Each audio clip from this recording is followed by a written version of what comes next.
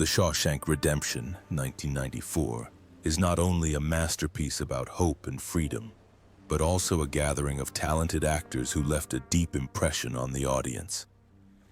However, behind the halo of glory are terrible tragedies. James Whitmore died in pain from cancer. Brian Libby died under mysterious circumstances, and many other actors suffered tragedies darker than the walls of Shawshank Prison. Join us as we uncover the truth and honor their legacy. Let's go. James Whitmore as Brooks Hatlin. James Allen Whitmore Jr. was born on October 1, 1921 in White Plains, New York. He was 72 when he starred in the 1994 film Shawshank Redemption, playing Brooks Hatlin, a kindly elderly prisoner who works as a prison librarian. With his stoic face, sad eyes, and warm voice, Whitmore turned Brooks into one of the most haunting and moving characters in the audience's heart. Brooks portrayed a man who spent nearly half a century behind bars, unable to adapt to the outside world upon his release. The scene where Brooks hangs himself in a shabby motel room, scrawling the words, "Brooks was here" on a rafter, brought countless people to tears and remains one of the film's most heartbreaking moments. A look at the real life of James Whitmore. Behind the glamour are years of trials, stress, and personal pain that few people know about. In the early years of his career after returning from World War II, Whitmore struggled with haunting memories from the battlefield. Memories of his fallen comrades and his own death from dysentery while stationed on Tinian haunted him throughout his life, making roles like Battleground less like acting and more like a way to ease his inner pain. Despite his illustrious career, Whitmore was fraught with hardship. His first marriage to Nancy Maggette in 1947 produced 3 sons. The eldest, James Whitmore Jr., followed in his father's footsteps as an actor and television director. For a time, the family of 5 seemed happy. But as the years passed and Whitmore became absorbed in the demands of the stage and film, the marriage began to unravel. The long tours, the pressures of work, and his wife's growing loneliness at home drove a wedge between them. After more than 2 decades together, they divorced in 1971, leaving Whitmore with a deep sense of emptiness and regret. He remarried, this time to actress Audra Lindley, but that marriage was also tumultuous. 2 strong personalities, 2 busy schedules. They cared for each other, but could not find lasting harmony. Frequent arguments and long separations led to divorce in 1979. Sadly, even when Whitmore and his first wife tried to reunite in the late 1970s and remarry, the marriage only lasted 2 short years before falling apart again, leaving another scar on his heart. During these turbulent years, Whitmore continued to devote himself to his art, searching for balance. In 1975, he played President Harry Truman in Give Him Hell, Harry, and was nominated for an Oscar for Best Actor. The role came at a time when his second marriage was on the brink of collapse, and it seemed to be a way for him to assert himself and maintain his belief in his values. Later, though still admired, Whitmore lived a quieter life, devoting his time to the stage, to one-man shows, and to the small garden he tended as a form of solace. He found peace with his last wife, Noreen Nash, who stood by him in his final years.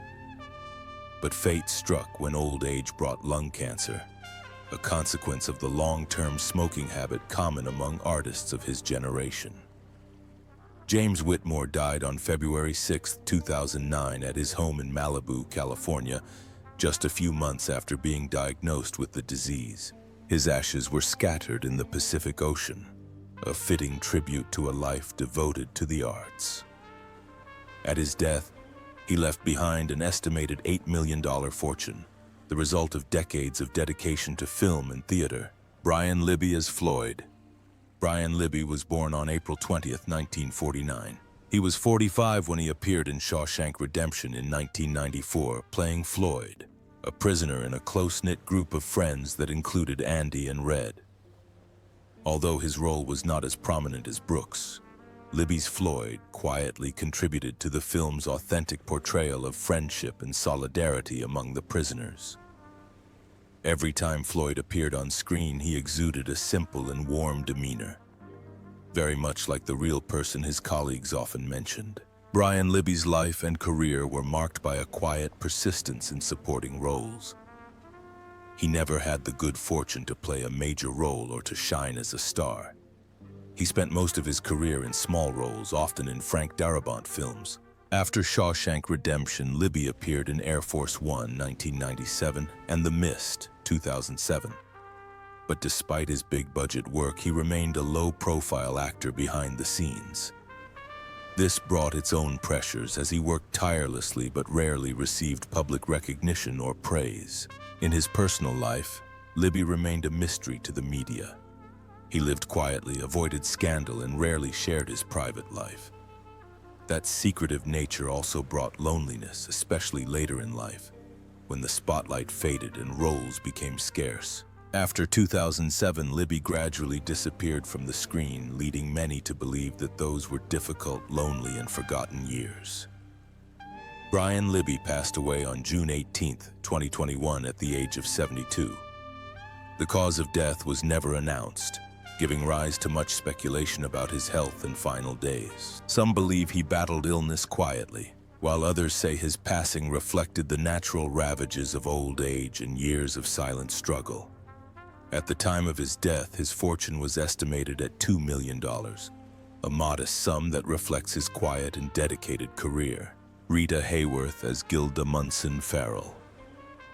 Rita Hayworth was born on October 17, 1918 in Brooklyn, New York. When she appeared in Shawshank Redemption in 1994 through archival footage from Gilda 1946, she was 28 years old when she played Gilda Munson Farrell, a role that shaped the public's image of Hollywood's love goddess. The moment Gilda tossed her hair back and smiled enchantingly as she asked, "I," became legendary, not only in Gilda, but also as a symbol of hope and desire for freedom in Shawshank Redemption, associated with the dream of the prisoner in Shawshank. However, behind the glamour of the Hollywood love goddess was a life full of suffering, with tragedy following her until the end of her life. As a child, Rita endured the physical pain of being forced to undergo electrolysis to raise her hairline to conform to the beauty standards of the time. Her youth was marked by broken marriages and heartache.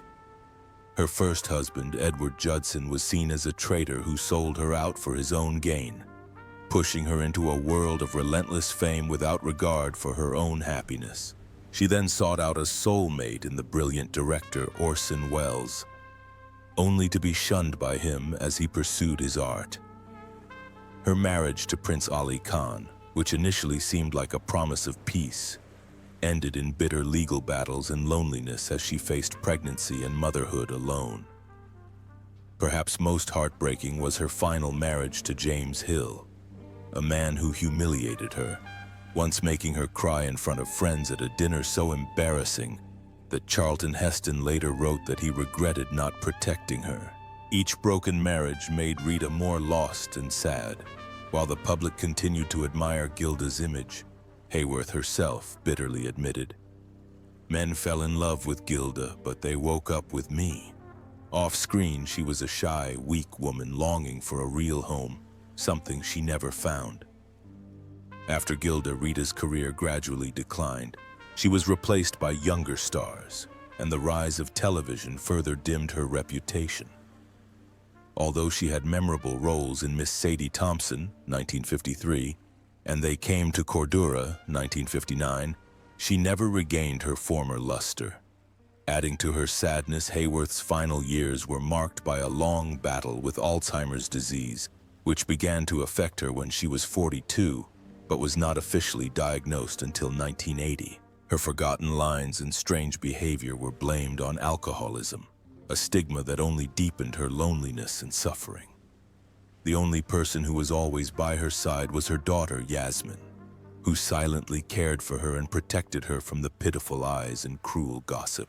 As Rita gradually lost the ability to speak or care for herself, she lived quietly in a small New York apartment. Tragically, her trusted financial manager took advantage of her, depleting much of her fortune. At the time of her death, her net worth was estimated at $10 million, a fraction of what she had earned during a lifetime of film, dance, and art, eroded by legal troubles, mismanagement, and the devastating effects of her illness. Rita Hayworth died on May 14, 1987 in New York at the age of 68 after months in a coma. She was buried at Holy Cross Cemetery in Culver City, beneath a white angel with a simple inscription from her daughter, "To yesterday's friendship and tomorrow's reunion." A loving note that closed a life that was both brilliant and unspeakably sad. George Macready as Balin Munson. George Macready was born on August 29, 1899 in Providence, Rhode Island. When he appears indirectly in Shawshank Redemption through archival footage from Gilda 1946, he was 47 years old at the time of filming. In this classic film, Macready plays Balin Munson, a wealthy and powerful casino owner whose cold, piercing gaze and commanding presence add to the tension of the love triangle between Gilda and Johnny Farrell. Although he only appears briefly on screen in Shawshank Redemption, keen-eyed viewers can still sense the weight of his presence and his trademark husky voice on screen. Macready's life was not a bed of roses. As a young man, he was involved in a serious car accident that left him with a permanent scar on his right cheek. While the scar would later become a defining feature that helped him play powerful, villainous characters, it also limited him to romantic or heroic roles, a fact that often saddened him. Because of the scar, Macready was often cast in cold, ruthless roles, from Balin Munson in Gilda 1946 to the ruthless General Paul Moreau in Stanley Kubrick's Paths of Glory 1957, one of his most powerful performances reflecting the senseless cruelty of war. His only marriage to Elizabeth Dana Patterson lasted from 1931 to 1943. During that time, Macready juggled the pressures of Broadway and a burgeoning film career, with a demanding schedule and long tours that kept him away from home. The distance and the unspoken pressures of balancing family responsibilities and career ambitions gradually cooled their relationship. After more than a decade together and 3 children, they quietly split. Macready's personal life was filled with loneliness afterward. He turned to painting, art, and long conversations with like-minded people like Vincent Price to find balance off-screen. They even opened an art gallery together in Beverly Hills, a cultural hub during the war years. In his later years, Macready struggled with emphysema, a disease linked to his long-term smoking habit, which robbed him of the powerful voice that had once defined him. He eventually retreated to his home, where he lived out his final years in peace. George Macready died on July 2, 1973 in Los Angeles at the age of 73. His net worth at the time was estimated at $3 million, the result of a long, steady, and admirable career. Morgan Freeman as Ellis Boyd Red Redding. Morgan Freeman was born on June 1, 1937 in Memphis, Tennessee.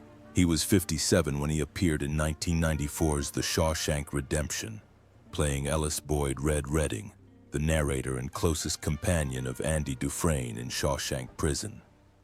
The role not only earned Freeman his 3rd Oscar nomination, but it also became one of the most iconic characters in film history, forever associated with a warm, profound story about freedom, hope, and friendship. With his calm smile and wise, weary eyes, Red touched the hearts of millions of moviegoers around the world. Freeman's personal life has also been filled with ups and downs. After a first marriage of more than a decade to Janetta Adair Bradshaw, he married Myrna Colley Lee in 1984. The once solid relationship eventually ended quietly in 2010 after 26 years together. The divorce reportedly cost Freeman a significant portion of his fortune, and he was surrounded by rumors of lingering tensions. Another blow to his life came in 2010 with the tragic death of his niece, Adina Hines, whom he raised as his own, a loss he rarely spoke about but which left deep emotional scars. In 2008, Freeman was involved in a serious car accident in Mississippi, breaking his shoulder and arm, requiring hours of surgery. The accident left him with permanent nerve damage, forcing him to wear compression gloves to improve circulation and live with chronic pain. Despite these hardships, Freeman has never let his physical injuries or personal scandals overshadow his image as a dedicated artist. He continues to work tirelessly, starring in films ranging from Million Dollar Baby, for which he won an Oscar, to recent works such as A Good Person, 2023, and the Lioness series on 2023. Today, at 88 years old, Morgan Freeman remains one of Hollywood's living legends, with an estimated net worth of $250 million. His career spanning more than 6 decades as an actor, director, producer, and narrator is a testament to his resilience and unwavering dedication to his craft. Tim Robbins was born on October 16, 1958, in West Covina, California. He was 35 when he appeared in The Shawshank Redemption in 1994, playing Andy Dufresne, a smart and intellectual banker who was wrongly convicted of murdering his wife and her lover, and who had been secretly plotting a daring escape for 2 decades. This role was the turning point that catapulted Robbins from a critically acclaimed actor to an A-list star, earning admiration from audiences and critics alike for his profound, emotional, and intelligent performance. Behind the spotlight of his career, Robbins's personal life was filled with tension and turmoil. In 1988, he began a relationship with actress Susan Sarandon, a relationship that was considered one of the most admired in Hollywood, but also one that came with a lot of pressure, as both were great artists with strong personalities and outspoken political views. They were together for 21 years and had 2 sons, but in the end, their love could not withstand the erosion of time and the differences that silently accumulated. In 2009, they broke up with the regret of their fans, closing a long chapter of admiration and unfulfilled dreams. Robbins' second marriage, to Graziella Brancusi, took place in secret in 2017, but also did not bring lasting happiness. After 3 peaceful years together, they split in 2020 and finalized their divorce in 2022. Robbins rarely spoke publicly about their split, but those close to him said their private personalities and generational gap made it difficult for them to find common ground, especially as Robbins continued to devote himself to his artistic and political projects, while Brancusi sought a more private life.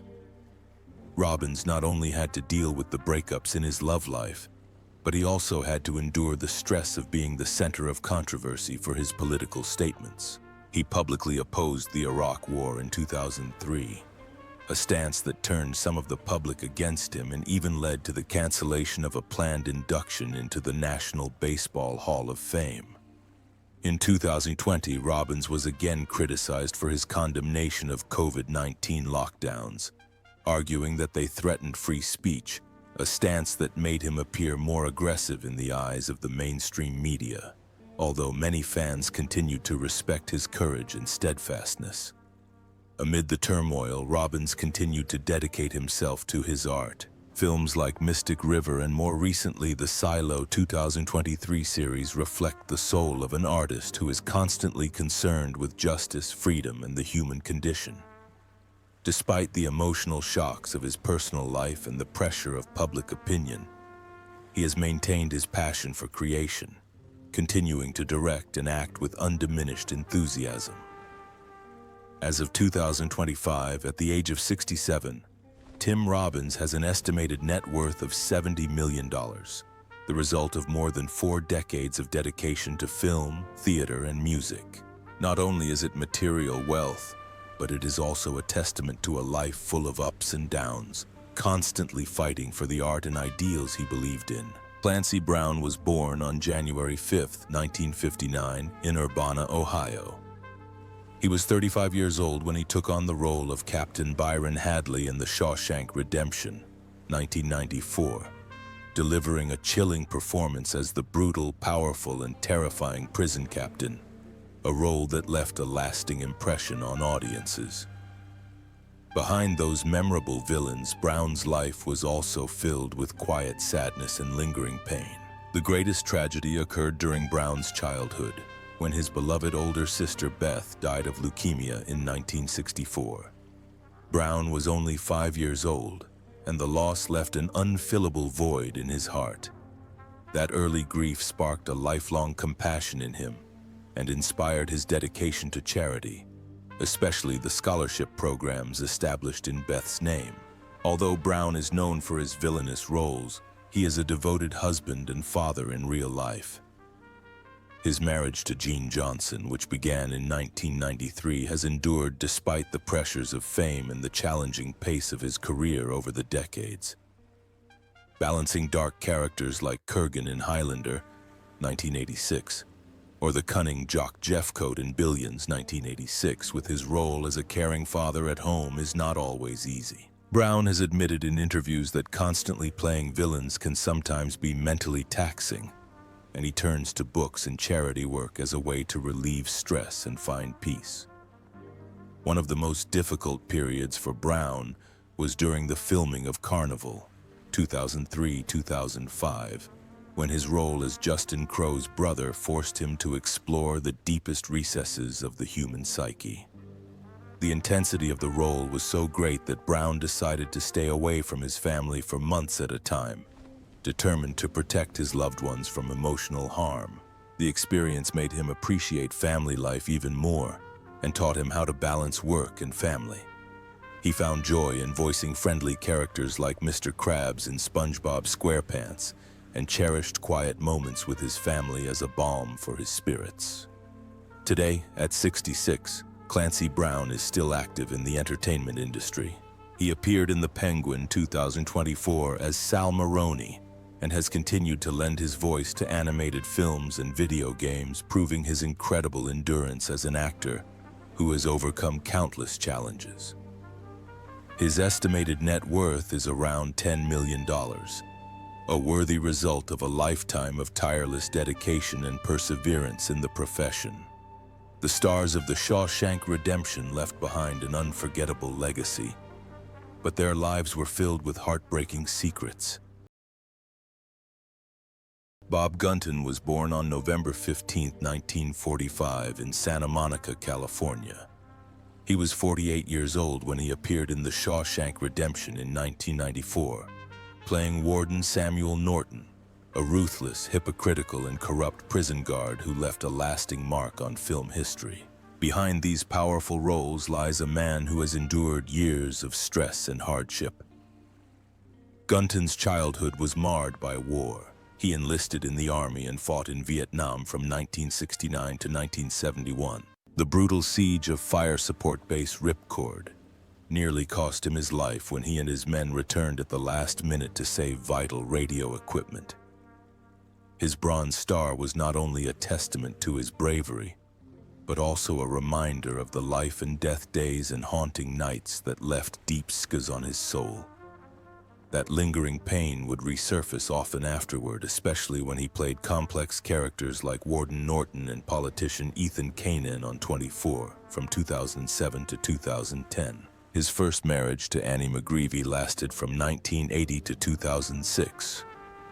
Over the course of those 26 years, the pressures of work, the distance between them, and the scars of war gradually took their toll. At the time, while Gunton was focusing on big roles like Argo, 2012, he was also struggling with loneliness and self-doubt. He later remarried to Carrie Pitts in 2006, but his personal life remained private, carrying its own hidden burdens. Although he was spared any public scandal, Gunton admitted to having sleepless nights, haunted by memories of the past, the rigors of acting, and the burden of playing heavy-handed villains. He said the buildup of such stress sometimes made him want to step away from the spotlight altogether. But in the end, acting became his salvation, helping him transform his pain into genuine emotions on screen. His later roles in Ghostbusters Afterlife, 2021, and The Inheritance, 2024, were all challenges and testaments to his unwavering determination. As of 2025, at the age of 80, Bob Gunton is still steadfast, working hard and leaving his mark on the audience.